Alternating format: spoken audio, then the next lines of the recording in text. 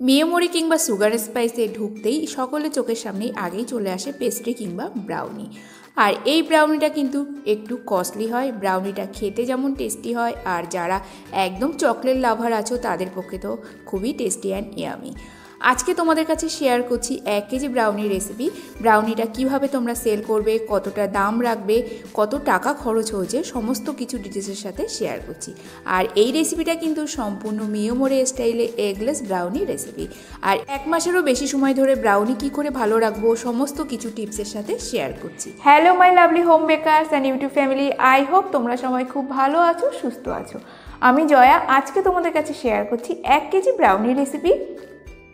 এটা সম্পূর্ণ মেয়োমরি স্টাইলের, আর এই রেসিপিটার সাহায্যে কিন্তু তোমরা বিজনেসও করতে পারো।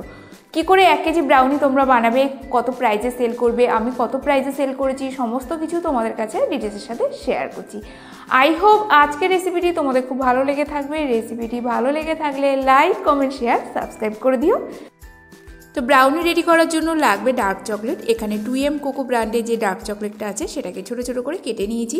এখানে 2 কাপের মতো ডার্ক চকলেট নিয়েছি। এরপরে এই ডার্ক চকলেটের সাথে অ্যাড করে দেবো বাটার।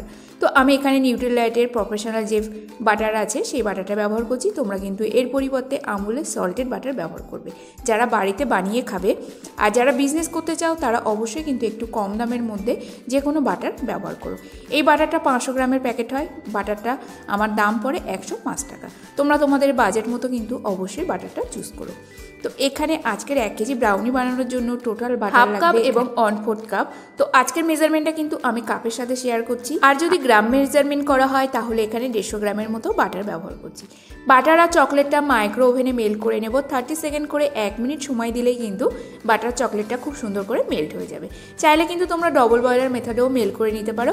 আর হ্যাঁ, এখানে একটা কথা মনে রাখতে হবে, বাটার আর যে আমরা চকলেটটা মেল্ট করছি সম্পূর্ণ যেন মেল্ট হয়ে যায়, এর মধ্যে যেন চকলেটটা দানাভাব না থাকে। এরপরে এর মধ্যে দুধ অ্যাড করব 1 কাপের মতো। তো দুধটা অবশ্যই কিন্তু এখানে সামান্য গুনগুনা গরম করে নেবে, কারণ একটা গরম জিনিসের মধ্যে ঠান্ডা জিনিস মিক্স করতে কিন্তু অনেকটা সময় লাগে। এখানে দুধটা আমি একটু হালকা গরম করে নিয়েছি মাইক্রোওভেনে 30 সেকেন্ডের মতো। এরপরে দুধ, বাটার আর এখানে চকলেটটা ভালো করে মিক্স করে নেব। এতে আমাদের মিশ্রণটা হতে কিন্তু অনেকটাই সুবিধা হবে। যখনই তোমরা দুধ ব্যবহার করবে অবশ্যই কিন্তু হালকা একটু গুনগুনা গরম করে ব্যবহার করবে। তো সমস্ত মিক্সচার এখানে রেডি হয়ে গেছে। এরপর এর মধ্যে অ্যাড করে দেবো গুঁড়ো চিনি। এখানে 1/4 কাপ গুঁড়ো চিনিটা দিয়ে দিলাম। তারপর এখানে ব্যবহার করব কনডেন্স মিল্ক 1/2 কাপ, মানে এখানে 200 গ্রাম।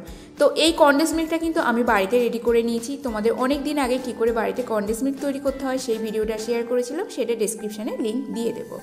আর বাড়িতে যদি কনডেন্স মিল্কটা তৈরি করা যায় বাজেটটাও কিন্তু অনেকটা কম হয়।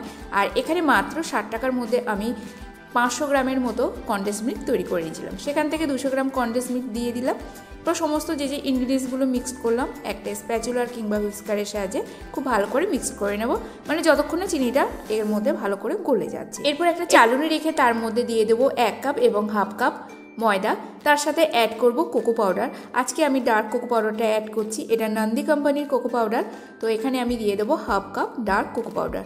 ডার্ক কোকো পাউডারটা অ্যাড করলে কিন্তু ডার্ক চকলেট ব্রাউনির কালারটাও যেমন সুন্দর আসে, খেতেও সেমনি। এরপর দেবো বেকিং পাউডার। এখানে 1 টিএসপি বেকিং পাউডার অ্যাড করে দিলাম অ্যান্ড 1/2 টিএসপি বেকিং সোডা।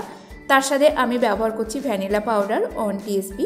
শুকনো উপকরণগুলো সমস্ত কিছু অ্যাড করা হয়ে গেছে। আর এখানে চাইলে কিন্তু তোমরা 1 চুটকি লবণ অ্যাড করতে পারো, লবণটা আমি অ্যাড করলাম না। তো সমস্ত শুকনো উপকরণ একটা হ্যান্ড হুইস্কারের সাহায্যে চেলে নিচ্ছি। আচ্ছা, যারা একদম হেলদি ব্রাউনি খেতে চাও তারা কিন্তু এখানে 1 কাপ ময়দার পরিবর্তে 1 কাপ আটাও ব্যবহার করতে পারো, এতে কিন্তু ব্রাউনি টেক্সচারের কোনো অসুবিধা হবে না। এরপর চলো এর মধ্যে অ্যাড করে দেবো সিট্রিক অ্যাসিড, যেটা ব্যবহার করলে ব্রাউনিটা কিন্তু 1 মাসের মতো ভালো থাকবে আর ব্রাউনির মধ্যে কোনো প্রকার ফাঙ্গাস আসবে না। তো সিট্রিক অ্যাসিডটা কিছুটা লবণের মতো দেখতে হয়, তো কতটা পরিমাণে অ্যাড করবো, তো দেখো ঠিক এই 1 চুটকি কিন্তু অ্যাড করব। আর এর টেস্টটা কিন্তু একটু টক লাগে। তো অবশ্যই কিন্তু যখন সিট্রিক অ্যাসিড ব্যবহার করবে এরকম 1 কেজি ব্রাউনি ব্যাটারের মধ্যে আমরা 1 চুটকি ব্যবহার করব, এর থেকে বেশি কিন্তু দেব না। এরপর দিয়ে দিলাম 5 ড্রপের মতো চকলেট অ্যারোমা। চকলেট অ্যারোমা যদি তোমাদের কাছে না থাকে তাহলে চকলেট এসেন্স এখানে 1/4 টিএসপি মতো অ্যাড করো।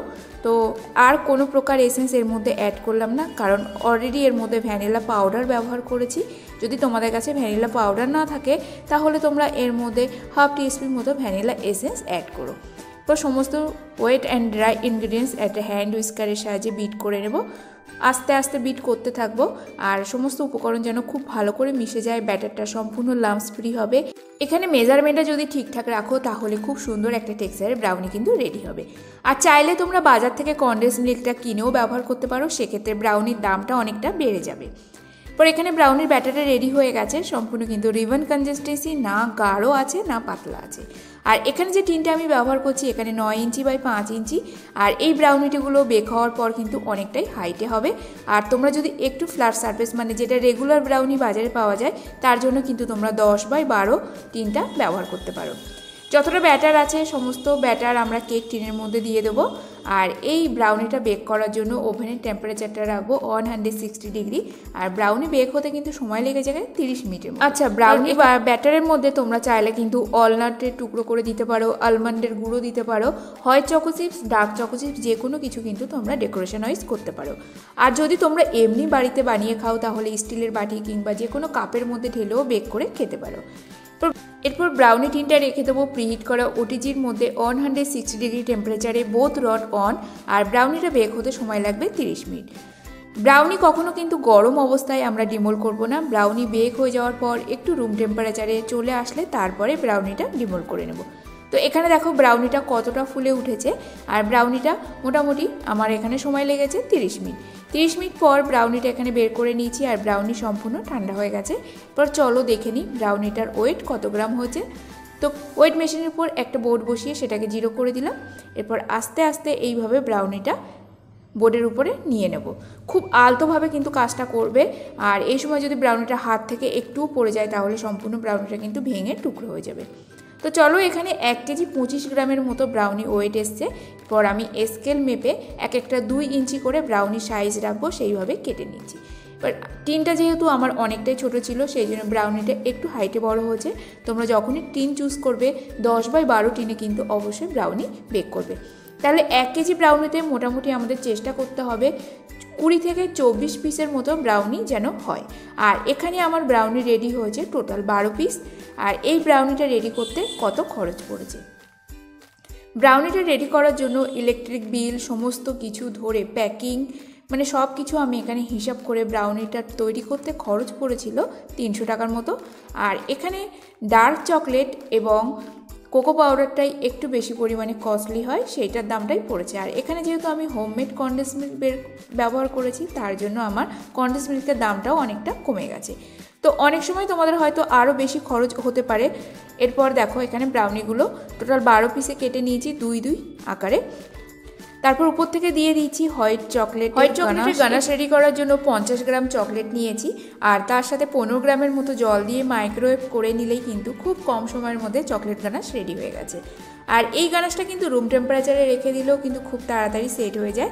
এরপর উপর থেকে প্রতিটা ব্রাউনির উপরে দিয়ে দেবো অরিও। তো এখানে 1 প্যাকেটের অরিও ব্যবহার করেছি 12 পিস ব্রাউনি ডেকোরেশন করার জন্য। আর এখানে সাইড থেকে এই পার্টটুকু কিন্তু নিজেদের খাওয়ার জন্য।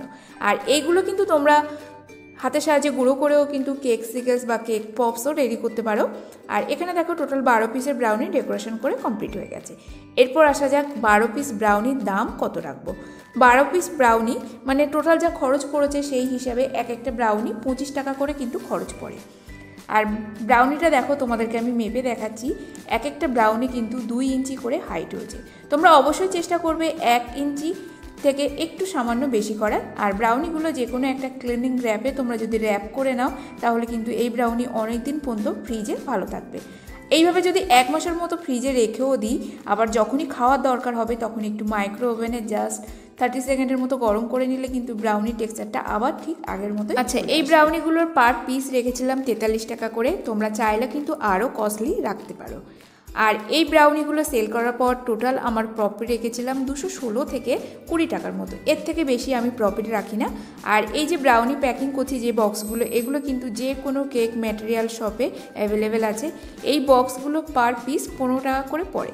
তো টোটাল আমি এখানে 3টে প্যাকেটের ব্রাউনি রেডি করেছিলাম আর বাকি এক্সট্রা অংশগুলো আমি রেখে দিয়েছি কেক সিকেলস তৈরি করার জন্য। আজকের রেসিপিটি কেমন লাগলো বন্ধুরা অবশ্যই কমেন্ট করে জানিও। রেসিপিটি ভালো লেগে থাকলে লাইক, কমেন্ট, শেয়ার, সাবস্ক্রাইব করে দিও। আর অবশ্যই যারা বাড়িতে ট্রাই করেছো ব্রাউনিটা খেতে কেমন হয়েছে আমাকে কিন্তু কমেন্ট বক্সে কমেন্ট করে জানিও।